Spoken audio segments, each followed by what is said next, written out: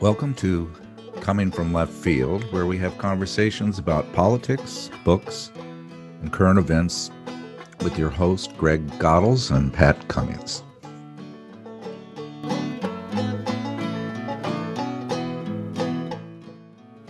What do Christopher Rufo, MAGA activist, Giorgia Meloni, Italian neo-fascist prime minister, Marie Le Pen, French leader of the far-right National Rally Party, Javier Milei, Argentina right-wing president, and Steve Bannon, conservative agitator and conspiracy theorist, all have in common? To a person, they were all admirers of Antonio Gramsci, an early 20th century Italian Marxist philosopher and communist. They have embraced his writings and ideological concepts. While the left is running around like chickens with their heads cut off, the right is using Gramsci's Leninist foundations as a blueprint to consolidate political power. And it's working. Let's discuss. Hey, Greg, how you doing? Hey, how are you? What's Good going morning, on, and morning here, and good afternoon there in Pittsburgh Pat? and Exactly. Yeah. Tacoma. Beautiful day So, here. Beautiful day here.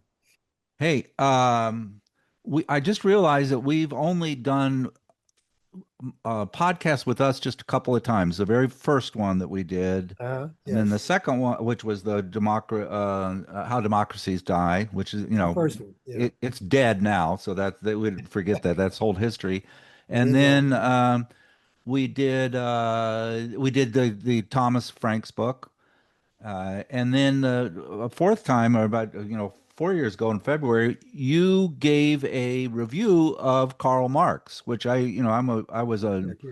I didn't know much about Marx, and that's actually one of my better. I've listened to that twice, and it's a really good Huh. overview because your old teaching professor comes out, and you did a nice job explaining that. Hey, I want to talk about this article that you wrote, and that's why we're having our podcast today. You publish in Marxist-Leninist Today, and you have a variety of topics, economics, philosophy, and you did an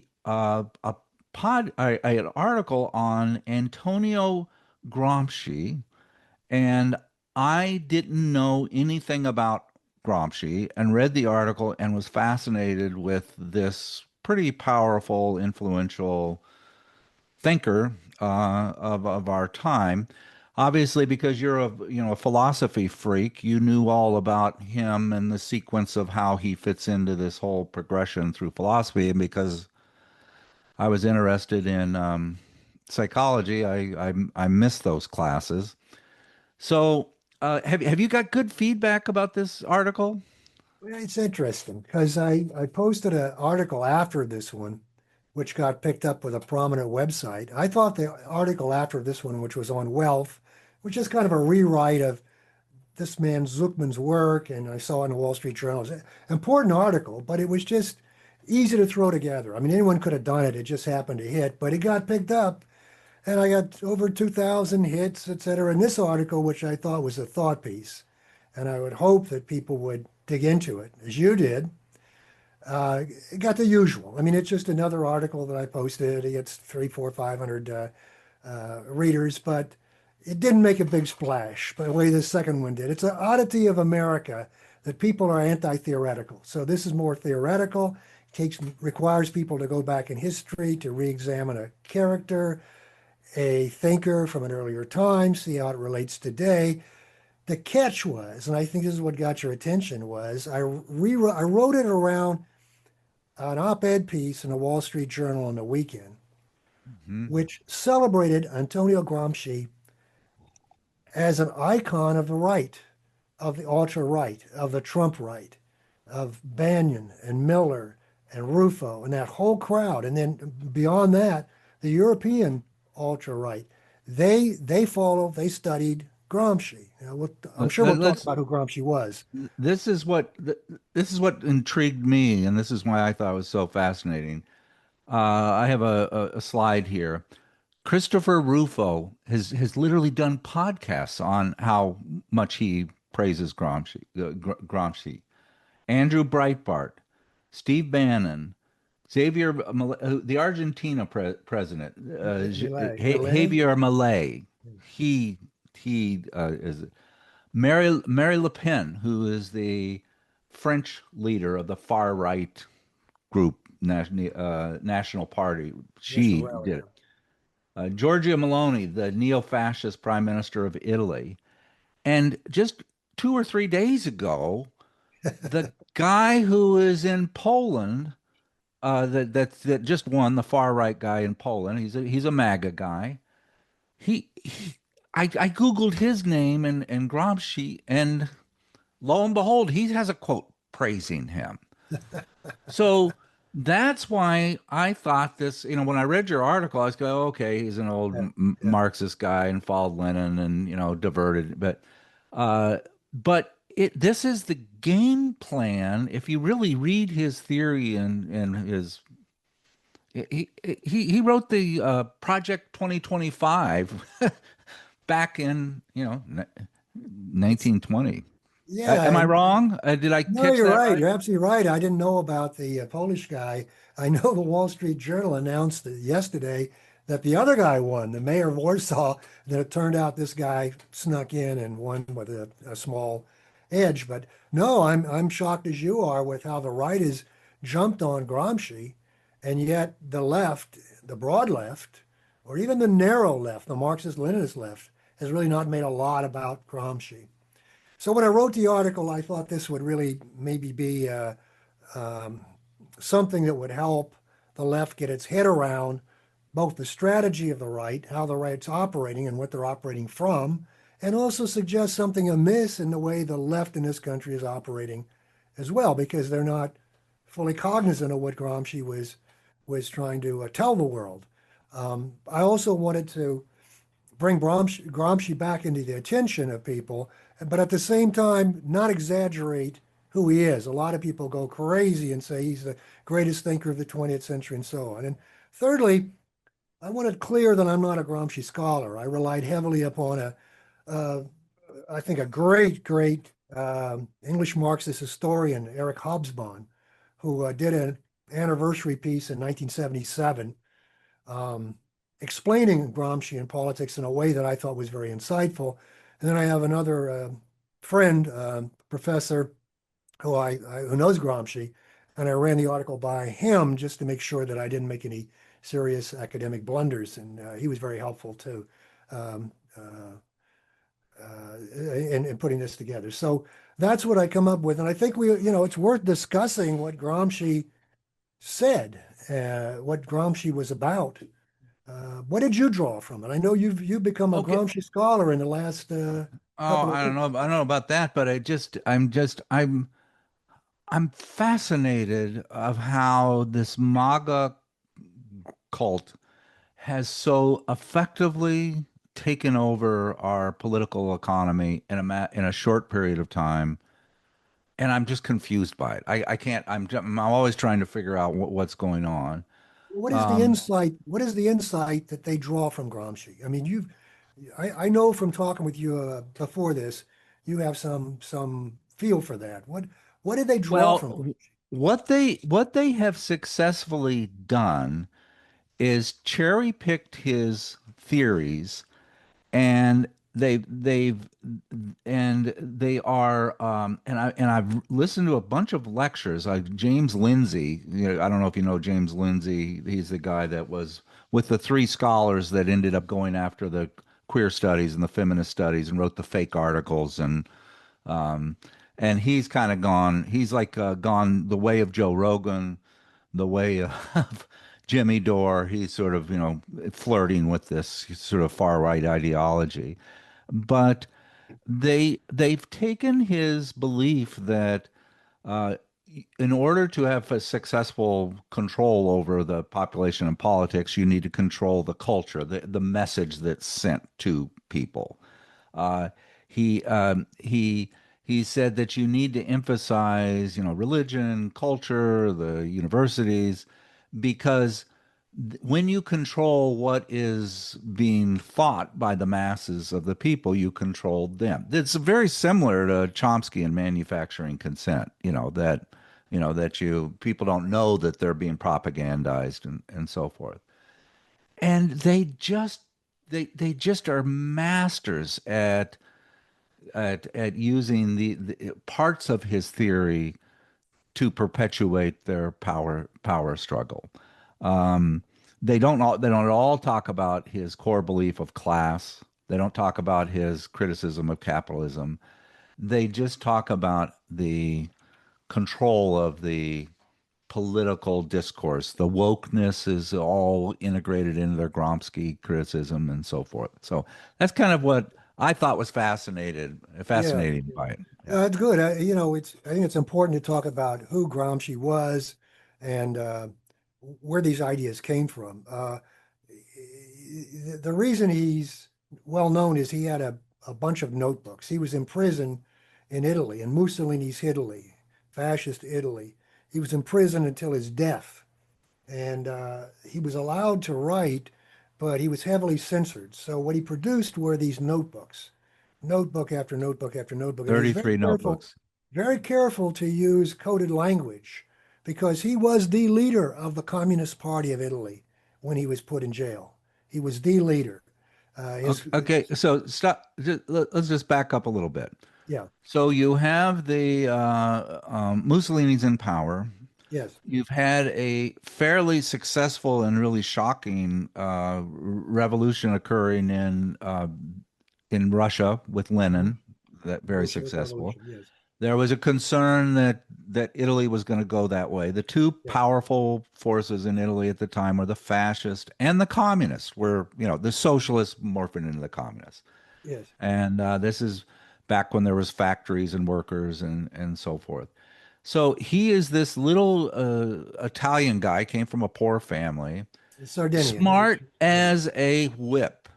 Just a brilliant guy. And because of his high IQ and cognitive prowess, he was able to go to university and so forth before, because of his merit. So Mussolini sees this guy and he goes, "Holy crap, this guy's trouble. I need to get rid of this guy," similar to what we're seeing right now with our, purging. Well, there's a lot of parallels here, but to what's going on now. So they throw his butt in jail, and I think that Chomsky said, I have a quote here. In the case of Antonio Gramsci, the fascist government agreed that he was a model, quotes, a model intellectual in the Edward Said sense. Am I pronouncing that right? Said, Saids, Edward Said sense. And for that reason, determined in their words, we must stop this brain from functioning for 20 years. So they gave him a 20-year sentence and threw him in jail. yeah. But to be fair, the Italian Communist Party leadership was put in jail. It wasn't. I mean, Gramsci was not alone. I mean, putting the left in jail. I mean, it was a commonplace in Mussolini's Okay. Italy. Okay. So it wasn't just the communists. It was also the trade union leadership. It was also the socialist, but particularly the communist, and particularly the head of the Communist Party. I mean, I think probably Chomsky underplays that because he's not fond of Right. Communist Right. Party. So, but that's the reality of it. So here's the guy, he's in jail, and he's learned so much from the rise of fascism. He's learned so much from the particular peculiar Italian situation with the difference between the South and the North, with the creation of a nation state as recently as the mid 19th century, and all the ensuing problems that come with that were particularly peculiarly Italian, the role of the Catholic Church and so on. And he's got this urge to record this and analyze it. That's what organic intellectuals do. And that's where the notebooks come from. And it's important to place it in that context. He was a communist, he was a Leninist. Now he wants to look at what happened and he wants to give detailed understanding to people outside, hopefully one day, from what his thinking is. But it's all encoded. So the Communist Party was called the Prince. I mean, there's everything had a new name, a euphemism, because So the I essentials would not allow. They would destroy the writing if it was obviously communist. It was obviously communist polemics, which it so was. that's I I had no idea about that because I'm wondering what were they thinking? Why Well, are they giving this guy a pencil and a pen? What, here's what's problematic. Hobsbawm traces the history of Gramsciism from 37 to 47, where it was really owned by the Italian Communist Party and Togliatti, the leader of the Italian Communist Party. Nobody else knew about him. Then the next decade, it became universally respected in Italy, part of the Italian culture as a figure. And then the next decade, the decade before he was writing in, it became attractive to the Anglophone community. In England, the United States, people discovered Gramsci. And then the decade that he was writing in at that time, he became an international figure. He compares him to Freud because, like Freud, all those terms are tossed around like everybody understands them. Right. But it's important to understand why he was attractive to the Western left, apart from the communist parties, not just the communist parties. Exactly because you could interpret Gramsci's notebooks many, many different ways, and Okay. people did. So every academic that needed a new, fresh topic would turn to Gramsci and analyze book 12 or something and say, oh, I found this, and I found that, and I found the other. And so we have what's classic with left academics. They make a career. It's an industry out of interpreting Gramsci, as they did with Marx with the Right. Grundrisse when the And Grundrisse was Freud to a published. certain extent. Yeah. Yeah, yeah. You rediscover Freud every 10 years and find a new. Correct. My old philosophy buddy that since passed away, he was the head of the department here. He wanted to do Freud again in his last years. He wanted to redo Freud. It's just something he wanted to do because, that's the industry. That's the way you make your name. So here we are with a figure that is analyzing the left, has important things to say about the left, and he has his renaissance in the 50s and 60s and 70s, and it's kind of sotto voce, low key, and now suddenly the right discovers him. Why do Okay, they wait, wait, discover? wait. You need to stop because this story is too good not to get. So he had horrible health problems all of his life. Yes, yes, Was he a hunchback or a yes, yes, spinal yes, bifida or there's something that, yes, yes, yes. they throw him in Dystrophy. jail, 20 year sentence. And then all of a sudden they go, holy crap, he's dying. So they let him out of jail and he dies a year or two later. So Yeah, he's gone. yeah. No one, the notebooks just aren't discovered until, was it 1970 somebody or No, no, no. 60? Well, no, no, because Togliatti popularized them. Togliatti used them as a centerpiece of the Italian Communist Party in the post-war era. In other words, Okay. again, Togliatti was using Gramsci in this sense. He wanted to establish a line in the Italian Communist Party that, to some extent, even in the late 40s and early 50s, separated itself from the Soviet Union. And then after the death of Stalin, he wanted to radically separate the line of the Italian Communist Party. And he used Gramsci for that purpose. So he was making available these notebooks. They were made available Okay. in English in the 50s. They appeared as a volume called The Prince and Other Writings by Gramsci. And a couple of guys translated the notebooks in the 70s. But they've been around. I mean, they're passed around. The Grundrisse was Okay. the same story. A little of it come out here, a little come out there. It kept the academic world alive and vibrant, interpreting Marx is like they're interpreting Gramsci. Okay, but then they became really popular with some translation in the 60s or 70s, and that's when Angela Davis had the Gramsci poster on her dorm room wall. Yeah, I mean, yeah, it yeah, wasn't, it yeah. was a huge It's revitalization of that, yes, right? yes, and that's exactly what Hobsbawm runs through in his article, his important article. Okay, Uh, so this is important too. And then I don't know all the names for these philosophy, the different, the philosophies, but the feminist studies, the queer studies, the radical 60s crowd yeah. all started to embrace Well, again, Gramsci. I'm kind of repeating what I just said. They were all picking and choosing things from these obscure, very obscure. You had to read them carefully. You had to know some background, Okay. and they would say that supports my view. So you get to a point where you sent me something that some current people are interpreting intersectionality and all this other stuff as latent in Gramsci. Well, it's not really that latent in Gramsci. Gramsci spoke specifically about Italian conditions and Okay. conditions in the 20s and 30s. Look at it this way: there were two tendencies in the Italian Communist Party. There was a voluntarist tradition, which came out of Bordiga, Amadeo Bordiga, who was expelled from the party in the 30s. He was a colleague of Gramsci's. He was an ultra radical. He thought that you could make a revolution by willing it. You know, the Italian party, their problem was not that they were laying a framework for revolution, that they just didn't go ahead and have one. I'm simplifying, but that's basically one of the things he was writing against. The other thing was the mechanical view that flowed out of the German Marxist movement, Karl Kautsky and people like that, that was deterministic. It was mechanical. That the conditions, just as it says in the capital, you know, the productive forces will grow and grow and grow, and they'll outstrip the superstructure, and so the whole thing will tumble down, and we have a revolution. It's all mechanical and inevitable. He fought both of those notions. He wanted to put human action back in, but he didn't want to make human action the centerpiece. He didn't want it to be will, just straight will. And both of those tendencies were in the communist movement, and he was addressing both of them in the communist movement. But of Okay, course, this all these writers in the 60s and 70s were ignoring all that because they didn't know anything about the communist movement or they rejected the communist movement. right.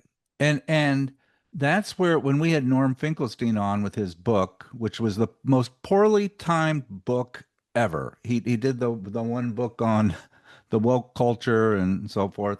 And then a month later, Gaza happened, and he's probably sold 5 copies of his book.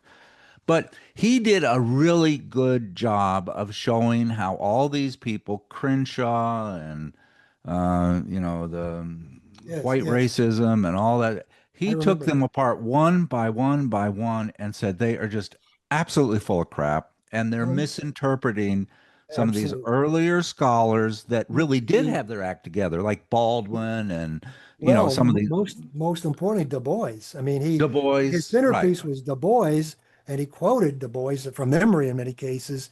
I mean, he's the arch anti-racist. There's no figure in African American liberation bigger than Du Bois in terms of shaping and understanding African liberation, African American liberation. And he took that and showed how these other people were just stealing pieces here and there and making up their own their own story, their own industry, if you will. And So that's what this is America is about. Most of the left is engaged in NGOs and foundations and foundation grants. And how do I get one? Well, let me interpret Gramsci. Let me interpret Du Bois. Let me interpret Pat. Let's have right. somebody interpret Pat. Good. But back to the ideas. We want to talk about the ideas. And you Uh, put your finger when you sent me your notes.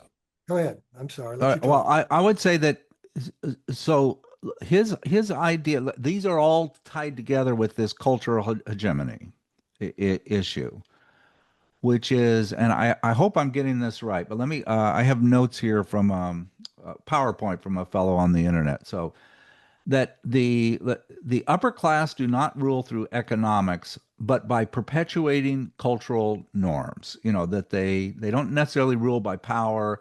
They get people to believe certain things, like there's no alternatives to capitalism is one of these things.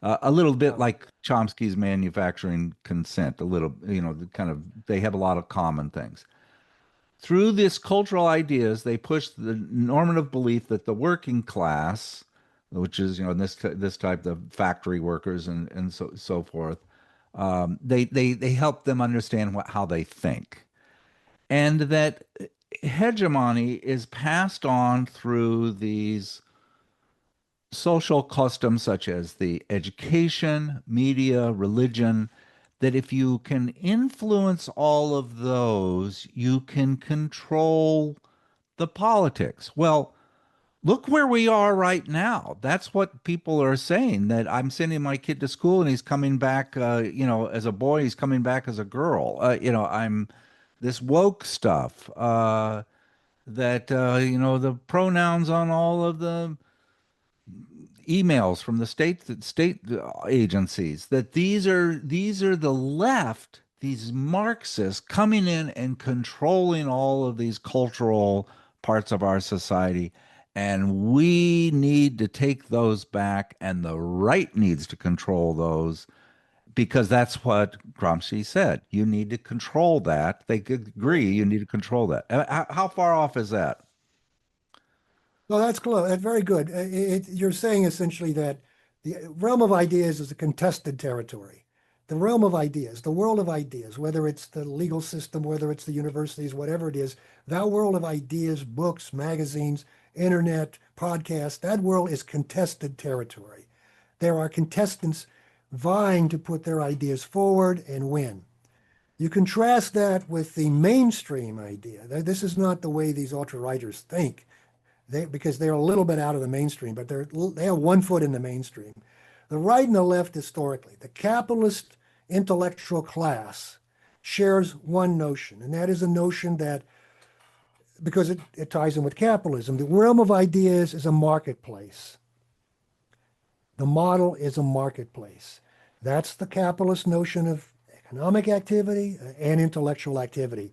Everybody can bring their ideas to that marketplace. They all carry the same weight.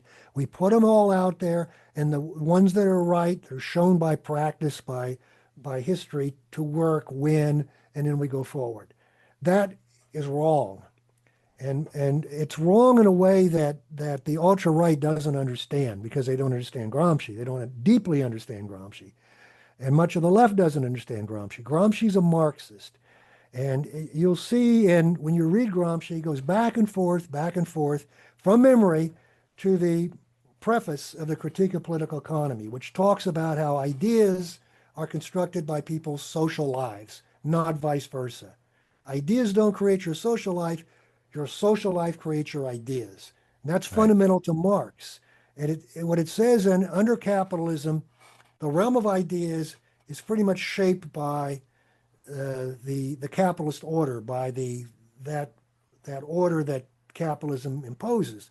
And for Gramsci, it's all imposed. But he also recognizes that in an era of capitalism, you have two contesting classes: the ruling class, the capitalist class, and the working class. And this is what nobody gets. That's in Gramsci. This is my interpretation of Gramsci. This is what's very right about Gramsci, is growing along with the ruling class's hegemonic worldview, which is pushed down the throats of everybody, is a worldview that's organic to the working class. Now, what does that mean? Well, maybe I'm crazy, but I grew up in a working class neighborhood. I grew up around working class people. There's a set of values that you get in a working class area that is different than what's pushed. It's values about community. It's values about your neighbor. It's values about who you care about, why you care about them, and so on.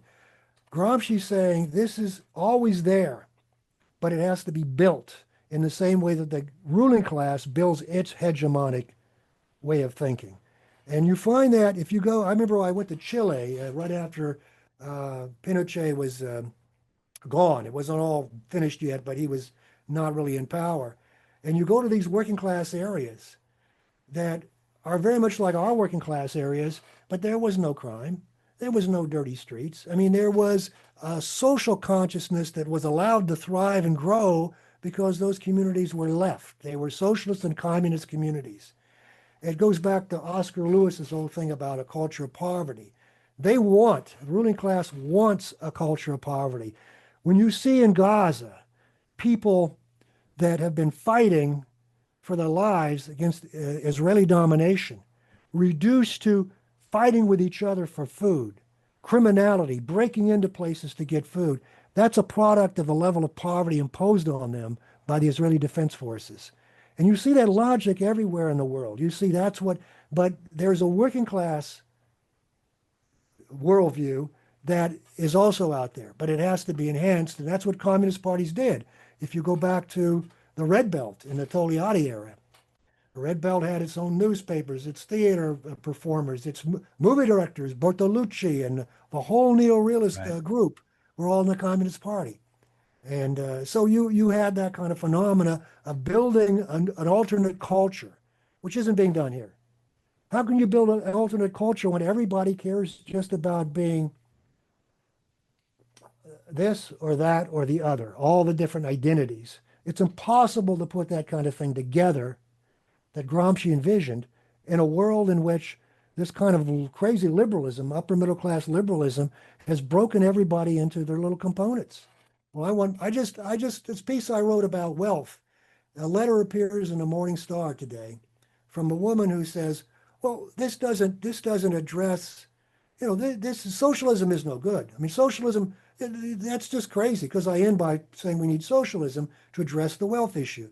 She says, "Oh no, no, no! You have to remember that women are exploited by doing housework. Of course they are. The concept of exploitation, labor exploitation, comes from Marxism. It comes from socialist theory. She doesn't understand that. Then she says, well, the people want us to have more babies and women should. She's exactly right. But it's capitalist ideology that preaches that. That notion of, well, we got to have more people, it's in Piketty. He talks about that as essential to growth, and growth is essential to making everybody better off.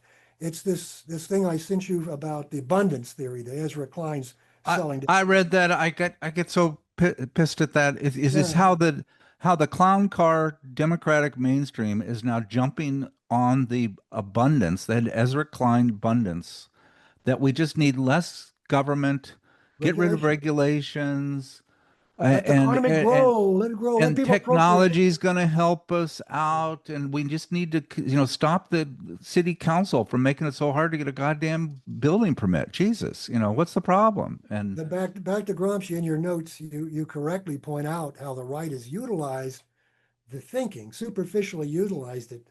They're trying to win school boards. They're trying to win small victories in different communities. They're trying to impose a new culture. They consider it the old culture, but it's a new culture onto the existing culture. They're trying to put the toothpaste back in the tube from the 50s. And that's their notion of a cultural battle. So they're contesting in their mind, they're restoring a culture that's an American culture. as is all of the right wing across Europe. That's the theme. Yes, yes, yes, yes. Let me give you an example of that, Greg. So we've got the this in summary, Gramsci is saying, hey, you maintain power through culture and kind of controlling those themes and scripts and so forth. For shits and giggles, I go through and listen to Hannity and see what he has on his segments. Yeah. I swear you can't go every other day without him talking about high school sports and the trans people taking over women's sports, and that how your daughter in high school is having to shower with some guy with some junk because he thinks he's a woman, or some sort of Yeah, derivative of yeah, that. yeah. That they are just beating the crap out of that. And that's how they use this. That's how they use their analysis of culture to control people. Because when you call your friends, one of the first things they say is, I can't believe that tr trans guy was playing volleyball and broke some girl's nose because he's so powerful. Yeah, It's yeah, just yeah.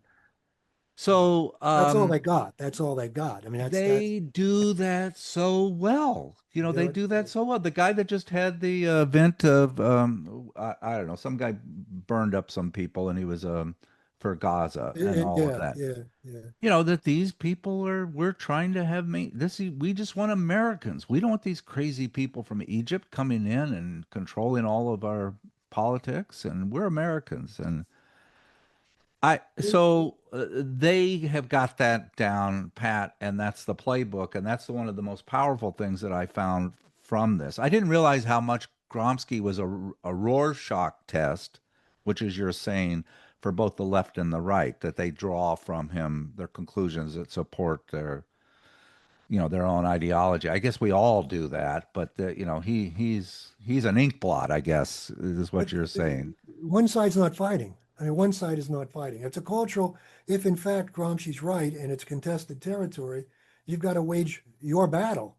Identity politics doesn't have a battle to wage. It's breaking up any kind of united front, any kind of united purpose going forward to improve the lot of everybody.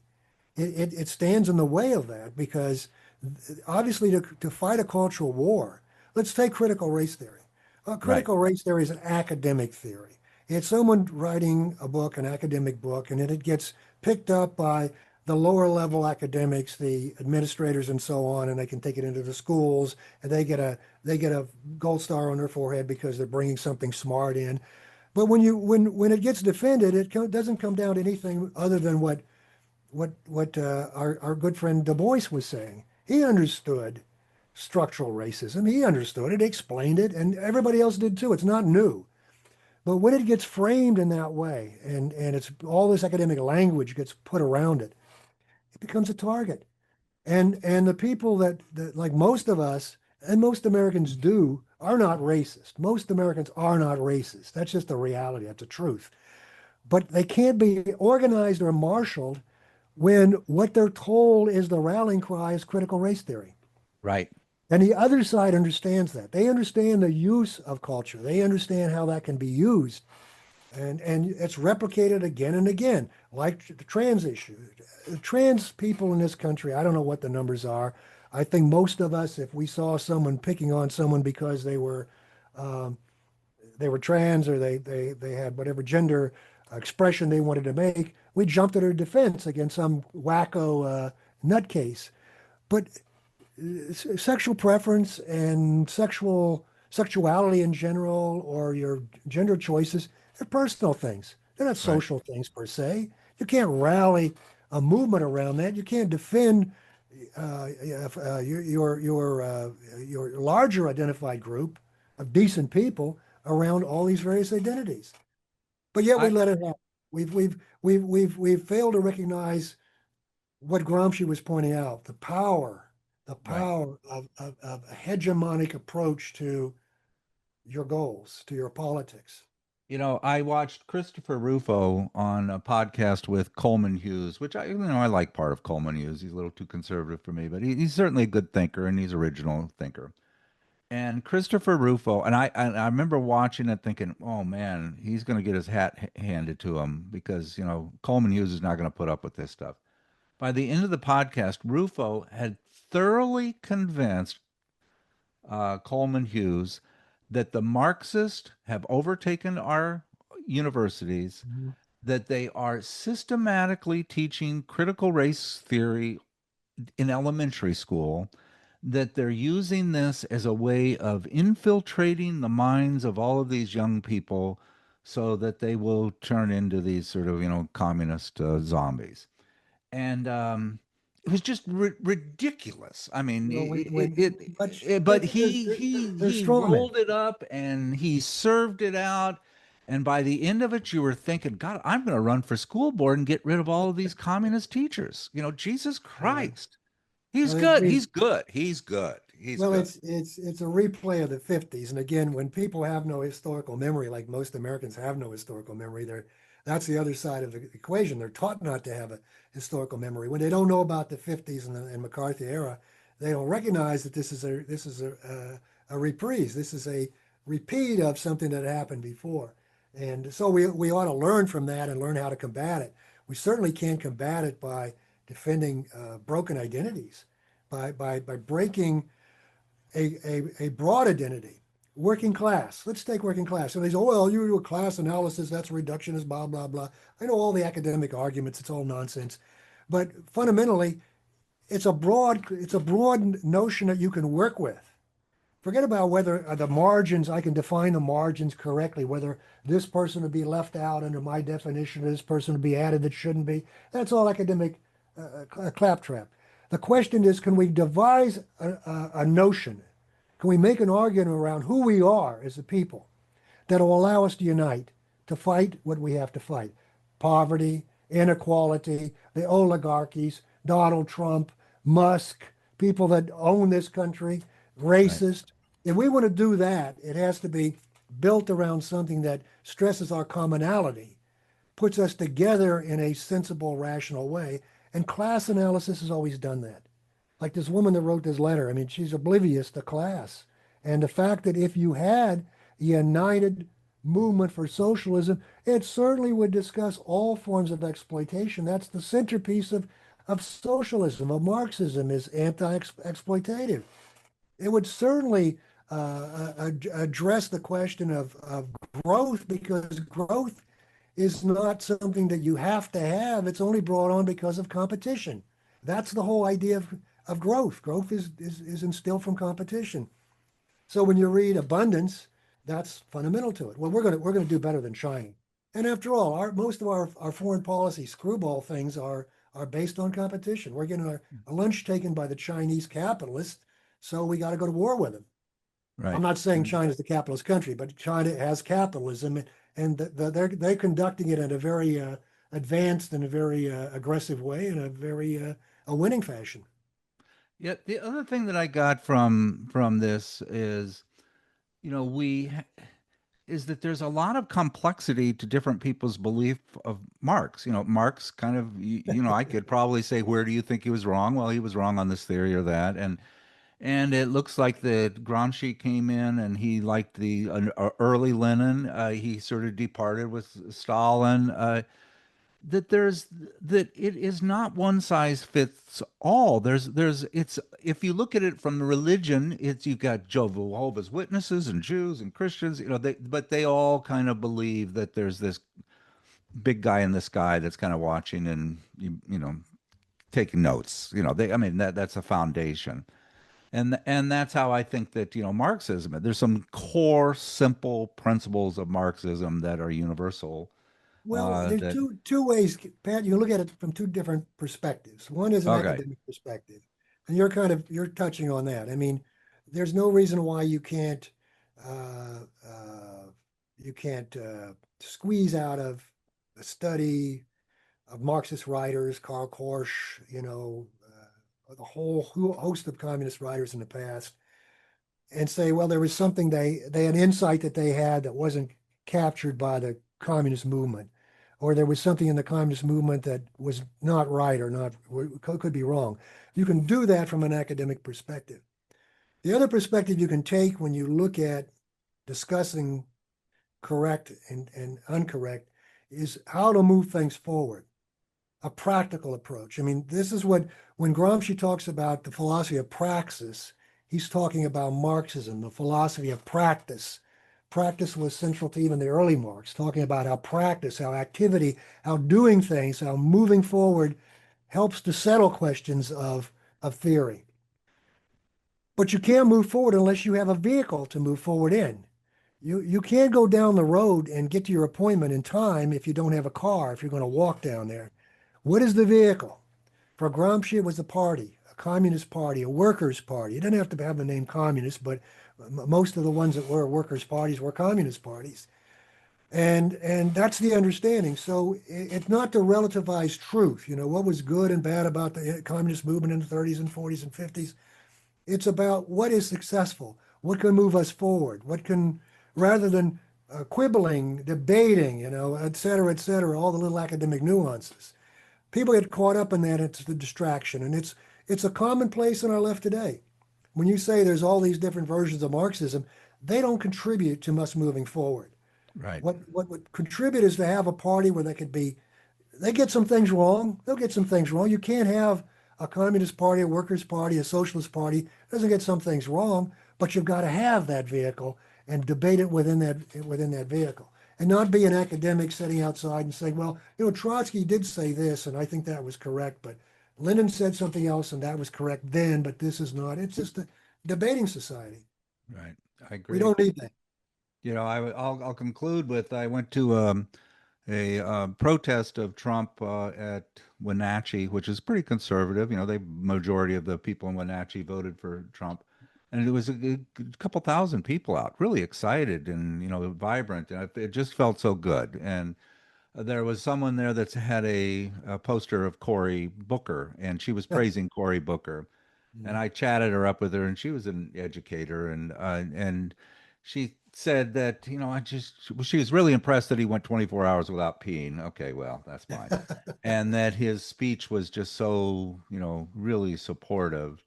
And I said, I don't like Cory Booker, and she looked at me like, oh God, you're a MAGA, old crazy MAGA guy.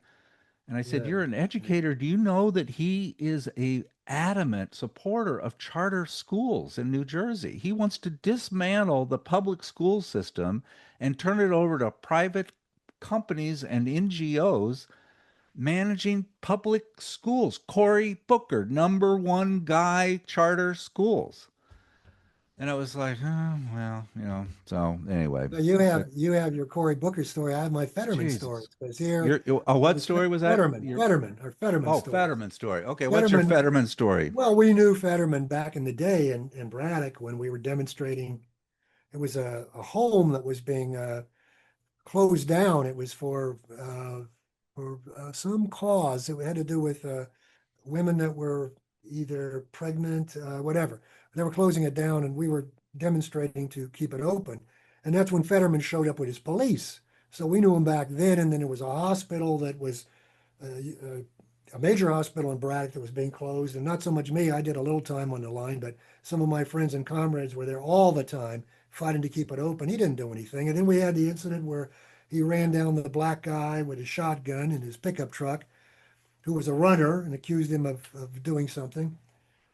And then it was Wait, he did that? Fetterman did that? yeah, Attacked he was some? mayor of Braddock. He was mayor of Braddock, and Oh, I didn't know that. he had a truck. His kids went to private schools. I used to see him in Pittsburgh, and I see him Oh, parked Jesus. there. But he had a pickup truck and he had a gun rack, and he hears that some black guy was broke in or stole something, and he sees a guy. He's a runner. He's a runner. He's in a running suit, and he chases after him. He stops him, later he realized he was wrong. But I mean, it's just insane. He took on the role of that. But more importantly, all the issues he's wrong on, he was for fracking. And I remember at another demonstration, some liberals were talking about, oh, how wonderful he is. So why do you think he's wonderful? It's your story. Why do you think he's wonderful? Well, he's against fracking. I said, no, he's not. He's for fracking. Edgar Thompson works in Braddock. It's a steel mill. He wants to frack underneath that. But they want to believe, the guy wears cargo pants and he wears The a hoodie, hoodie he's got a and hoodie. oh, and he's got tattoos on his arms. So it's all this upper middle class bullshit. But that's what you have. And now everybody agrees the guy's a wacko, right? I think everybody agrees it. The Dems want to keep him because there's a D next to his name. Republicans want to grab him and steal him because he supports all their initiatives. All right. God, he's Well, terrible. I think the solution is that these Democrats need to have more podcasts, like Gavin Newsom, and bring on Steve Bannon, and Yeah, yeah, I've had it they on. need to have more. If they just reach out, I'm sure that they could convert these. My liberals love Newsom. They would tell me how wonderful he was. He's a real guy. He's a people guy. I'd say, wait a minute, he's having $10,000 meals to support him at the French Laundry, which is this great restaurant in California. You pay $10,000 and you get to see him and talk to him and chat with him. How can he be a great guy? I mean, he's all about the money, and yeah, he is. By the way, Obama just invited me to hang out with him. I just got an invite from Barack Obama. He said if I send $10, he'll put my name in a raffle, and if I win, I can personally meet him and chat with him. Sure, go meet him. My I'm going to sister bring has a you. picture. When I win, I'm going to bring you. I don't know. Just have anybody next to me. I'll Photoshop my head and say I was there. So Yeah. that's fine. Yeah, that'll be All fun. right, my friend. Hey, this is good. This is fun. I'll link to your article. I think why this is so much fun is that it's one of the greatest things that reinforces me is just learning new things and realizing that I didn't think correctly about stuff. And I mean, that's kind of my drug. And you really got me hooked on this guy and got me thinking, and I reinterpreted how I process things, and that's good. So that's good. And so thank you for that. And I want to thank you for this screenshot behind me. This picture of DC. That's right. what DC will look like after the parade on June 14th when the tanks grind down all the roads Oh God, and they that's have the right. big That's military coming up. parade. Trump's Oh, birthday. we got to get ready for that one. Yeah, it's Well, going to look like normally I have a some sort of my green screen, and I have it for our guest. Today, I just thought, oh, what the hell? It's only Greg. I'll just do my yeah, it's office. only Greg. Yeah, exactly. But if you notice, that's the only time I can wear my tie-dye shirt, because when I have the green screen, this thing goes crazy because Oh, does it? of the, Oh, yeah, yeah, fantastic. yeah. So there you go. I think you ought to dye your hair green. That would make this whole, I think that might get us another 1,000 hits if you would dye your hair green. I'm all for it. You'll I'm for become an the. influencer. Then you'll become an influencer if you have green Do, hair. do you realize that we've done this podcast for 4 years and not once have I said, "Oh, will you please subscribe and leave a note? It helps the algorithm." Yeah, So there you we don't go. give a That damn, do we? We don't give a that's damn. right. That falls under the I don't give a damn. We talk whatever we want to talk about. All right. See ya. Bye. Okay, good to see you. Bye bye.